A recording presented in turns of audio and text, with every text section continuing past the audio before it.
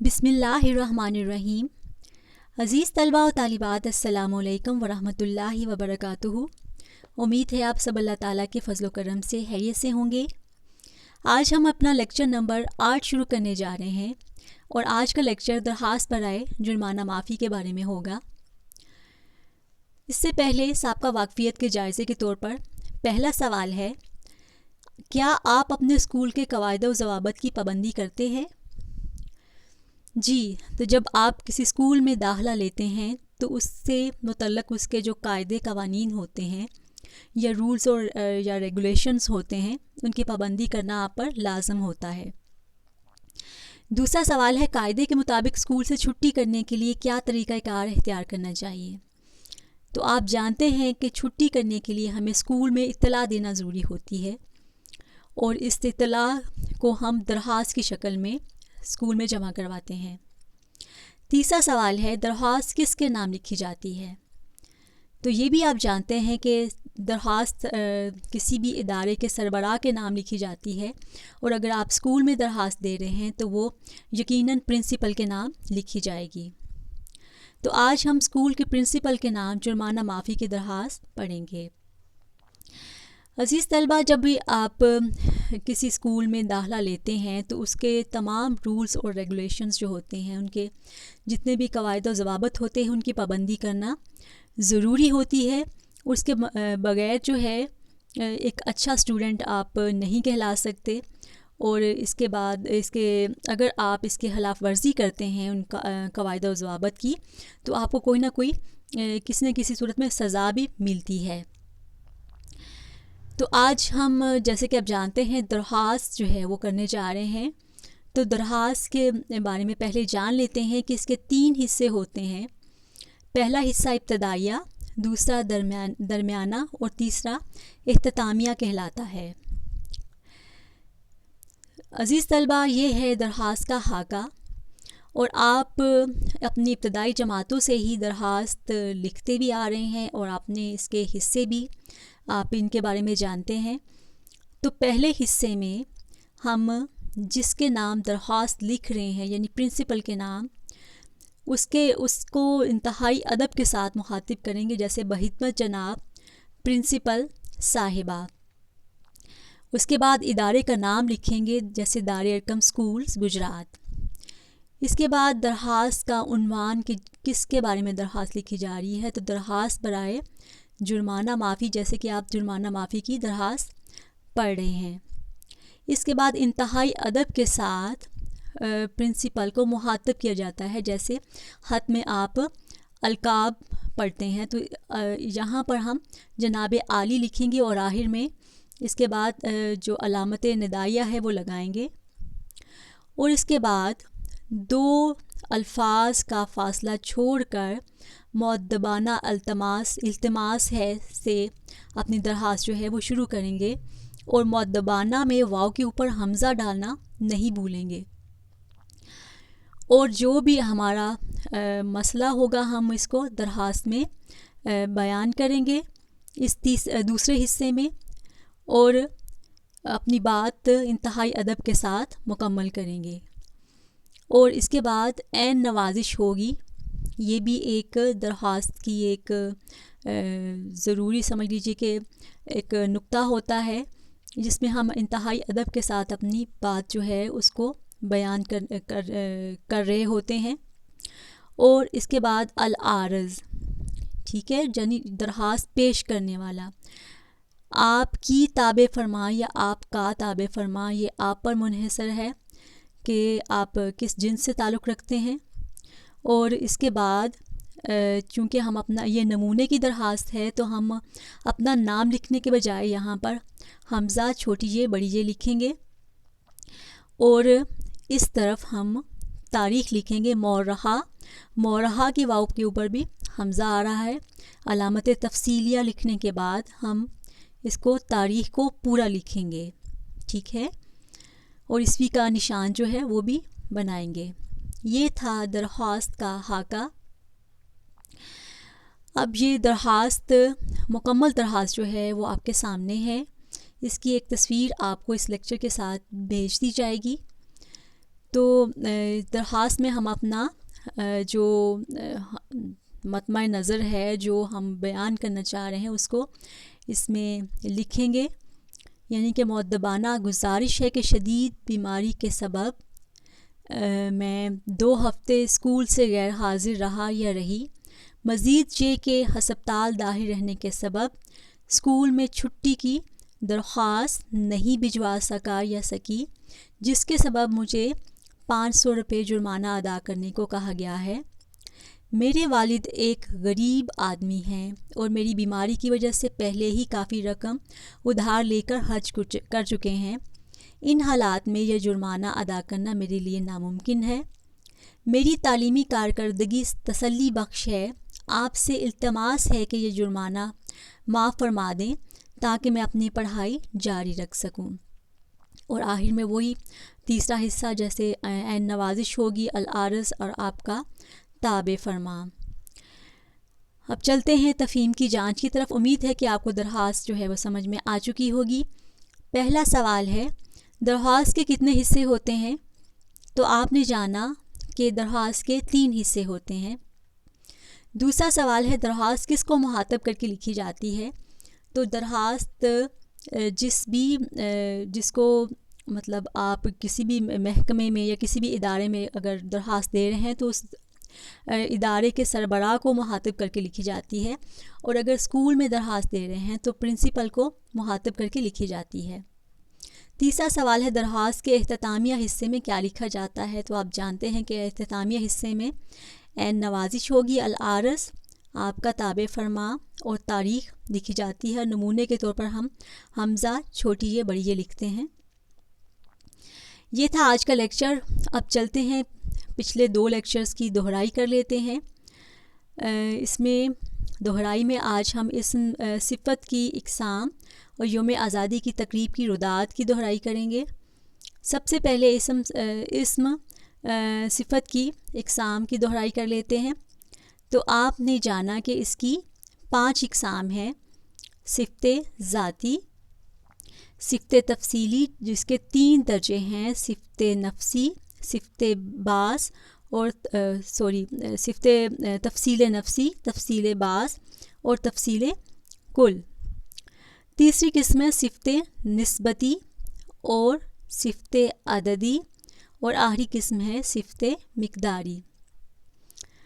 ان کی تفصیل کچھ یوں ہوگی کہ صفت ذاتی سے مراد وہ اسم صفت ہے جو موصوف سے متعلق اس کی ذاتی صفت بتائے. مثلا اسلم شریف لڑکا ہے، اکبر بہت نڈر لڑکا ہے، سارہ بہت ہنس مکھ لڑکی ہے. تو اس سے مراد مطلب یہ کہ ان کی یہ ذاتی صفات ہیں کہ اسلم جو ہے وہ شریف ہے، اکبر جو ہے وہ نڈر لڑکا ہے اور سارہ ہنس مکھ لڑکی ہے. اس کے بعد ہے صفت تفصیلی. تو صفت تفصیلی کے آپ نے جانا کہ 3 درجے ہیں. سب سے پہلا درجہ تفصیل نفسی، یعنی وہ صفت جو موصوف کی ذات پر ختم ہو جائے اور کسی دوسرے سے اس کا مقابلہ نہ ہو. مثلا عائشہ ذہین ہے، یعنی یہ صرف عائشہ تک محدود ہے کہ وہ ذہین ہے. دوسرا ہے تفصیل بعض، وہ صفت جو اپنے موصوف کی کسی صفت کو کسی دوسرے کے مقابلے میں ترجیح دے. مثلا فاطمہ عائشہ سے ذہین ہے. ٹھیک ہے، اس کو مقابلتاً جو ہے وہ عائشہ سے فاطمہ زیادہ ذہین ہے. اس کے بعد ہے تفصیل کل، یعنی وہ صفت جو اپنے موصوف کی کسی صفت کو دوسرے تمام لوگوں یا چیزوں پر ترجیح دے تو اس سے صفت کل کہتے ہیں. جیسے خدیجہ سب سے ذہین ہے. ٹھیک ہے، تو اس صفت کی یہ دوسری قسم کے بعد ہم تیسری قسم کی دہرائی کرتے ہیں صفت نسبتی، یعنی وہ اسم صفت جو 2 اسموں کی نسبت کو ظاہر کرتا ہو. مثلا کندھاری انار بہت میٹھا ہوتا ہے، ایرانی قالین قیمتی ہوتا ہے، نیلی بار کی بھینس بہت دودھ دیتی ہے. اس میں کندھاری انار یہ 2 اسموں کی نسبت ہے کہ وہ میٹھا ہے. ٹھیک ہے، ایرانی قالین 2 اسم ہیں اور اس کی نسبت سے یہ کہ وہ قیمتی ہے. نیلی بار کی بھینس، یہ بھی دو اسم ہے، نیلی بار اور بھینس، اور اس کی جو خوبی ہے، صفت ہے کہ وہ بہت دودھ دیتی ہے. ٹھیک ہے، اب چلتے ہیں چوتھی قسم کی طرف. صفت عددی. عددی جیسے کہ نام سے ظاہر ہے گنتی سے متعلق ہے. وہ صفت جس میں گنتی ظاہر ہو اسے صفت عددی کہتے ہیں. مثلاً خالد کے پاس 1000 روپے ہیں. سمیرہ 5ویں جماعت میں پڑھتی ہے. یہ وزن خالد سے دگنا ہے. تو اس میں 1000، 5ویں جماعت اور دگنا وزن جو ہے وہ اس کے صفت عددی سے تعلق رکھتا ہے. ٹھیک ہے، اس کے بعد ہے صفت مقداری. جو اسمائے صفت کسی قسم کی مقدار کی طرف اشارہ کریں صفت مقداری کہلاتے ہیں. مثلاً اس قدر گرمی ہے، مجھے تھوڑی سی چینی دو، چائے کے لیے سیر بھر دودھ کافی ہے. اس میں مقدار ظاہر کر رہے ہیں، اس قدر، تھوڑی سی اور سیر بھر. تو یہ اس قدر گرمی، ٹھیک ہے، اس کی خصوصیت جو صفت بیان کر رہے ہیں. تھوڑی سی چینی، ٹھیک ہے، چینی جو ہے وہ تھوڑی سی ہے، اور چائے کے لیے سیر بھر دودھ. ٹھیک ہے، تو یہ مقدار کو ظاہر کر رہے ہیں. اس کے بعد اب دہرائی کر لیتے ہیں یوم آزادی کی تقریب کی رودات کی. تو رودات کے بارے میں آپ نے جانا کہ یہ آنکھوں دیکھے حال کو کہتے ہیں. مطلب خود سے دیکھا ہوا کوئی واقعہ جس کو من و عن بیان کر دینا، اس کو رودات کہتے ہیں. تو رودات میں اس کو ایک خاکے کے ذریعے سے اس کی دہرائی کرتے ہیں کہ اگست کا مہینہ پاکستانیوں کے لیے خاص اہمیت کا حامل ہے. اس مہینے کے آغاز میں سے یوم آزادی کو جوش و خروش سے منانے کے لیے تیاریوں کا سلسلہ شروع ہو جاتا ہے، اور ہر گلی کوچے اور بازار جو ہے وہ سبز ہلالی پرچموں سے سج جاتا ہے. اور خصوصاً تعلیمی اداروں میں یوم آزادی کی تقریبات منعقد کی جاتی ہیں. اور آپ اسکولز میں تقریبات کا ایک انعقاد ہوتا ہے. اور آپ اپنے اسکول کے بارے میں بتا رہے ہیں جو کہ آپ نے خود دیکھا ہے جس کی تقریب.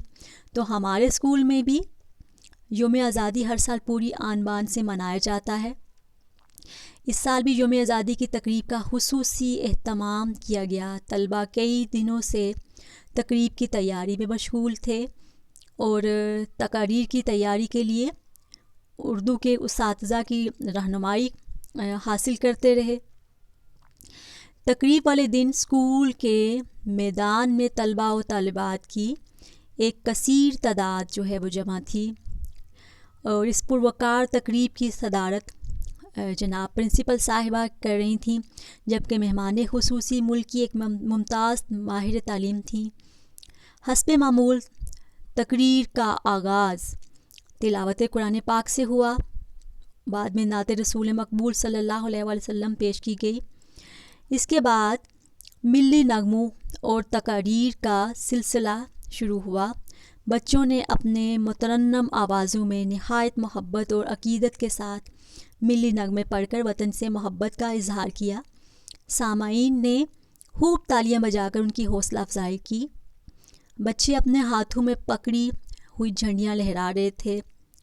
بچوں نے تقاریر کے ذریعے حاضرین و سامعین کا خوب لہو گرمایا.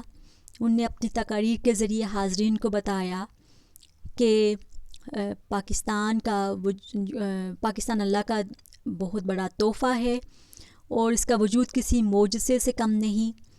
اور یہ سید الایام یعنی جمعۃ المبارک کی مقدس گھڑیوں میں اور لیلۃ القدر کی مبارک ساعتوں میں معرض وجود میں آیا.